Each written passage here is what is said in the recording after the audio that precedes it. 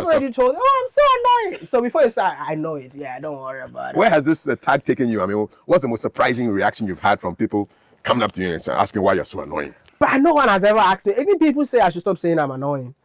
You know, there's a doctor in Namibia that I said I'm annoying and said, no, you're anointed, not annoying. I'm like, wow, I've never even thought of being anointed, you know? But yeah, I think the annoying thing is my own thing. But I don't think people actually fancy that anytime I say I'm annoying. Yeah, they said I should stop saying it, but it's so hard. Something I've been saying since we started YouTube videos. It'll be hard, man. Yeah. Growing up, what did you want to be in the future? I wanted to, it was crazy, eh? I wanted to be an aviation engineer, thinking that I could make money and buy my mom a plane. But that when I grew up, I realized that was one of the useless, ideas ever. You wanted to buy your mother a plane? Bro, I didn't know what happened. I always wanted to buy my mom a plane. But that's why, when Shatta wale, reason why I love Shatta wale.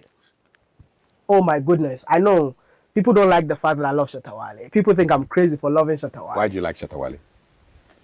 See, when I was in school, when I was doing what I was doing, I was looking for somebody to look up to in terms of consistency. And I didn't get anyone. Like, this guy created a studio in his house. And every day, he was releasing music. Drop music, man. And I'm like, you're not a YouTuber. I should be the one to be releasing. So I was like, wow, this guy, it works. So I decided to just pick that consistency from him and then just start uploading all the time. And during that time, he sang that song, My Level. Maybe I today. know my level. Yeah. Bro, and that time I was so broke, man. Like, I didn't have anything. And I was saying, Shatta wale singing that I will buy a motor for my mom. And I'm like, bro, where do I get the money to buy a motor for my mom? But then when I made, I think my first $10,000, Shatta songs came in my mind again. And I used that money. I don't know whether I'll get more or not, but I just felt like, well, I go buy a motor for my mom. And just that alone.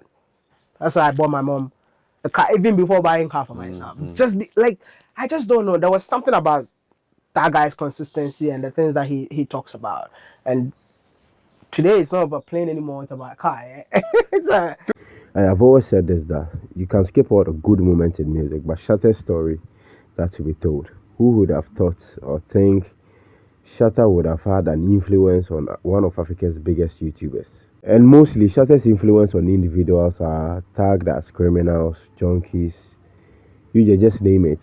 So people don't find reason why Budumaya should be a hardcore Shatta wale fan. And this guy actually explained it, how this same guy influenced the job that he's doing and putting Africa on the map. You won't see the local media actually amplifying this part of the interview because they know this is way too positive to make waves. So they will rather leverage their coverage on other negative stuff about Shatta wale. And this is how we are going to build an industry. It's quite sad. Like, the good things are not being amplified, but the bad ones are being projected to create a certain impression on the kind of brand we create down here. Enough of the long talk. For the lyrics aspect, you do hear Shatta's lyrics triggered him to buy a car for his mom. We will leave this one for another day. Two quick questions. Yeah. What was mommy's reaction when you got She her cried. car? She checked out the video. She cried. She cried for everyone to cry because she wished my father was around that time. Yeah, because it was my father's. You see, like I told you earlier, my father told them a lot of things about me that I was not aware of. So when she saw that car, it was like, you know what? Remembering. Yeah. So that was it. Yeah. You finish secondary school, and then what happens? What are your decisions? I didn't want to study in Ghana. Why not? I felt like I would not be able to make it in Ghana. So I started doing all it takes to leave the country. I mean, I applied tech, UMAT.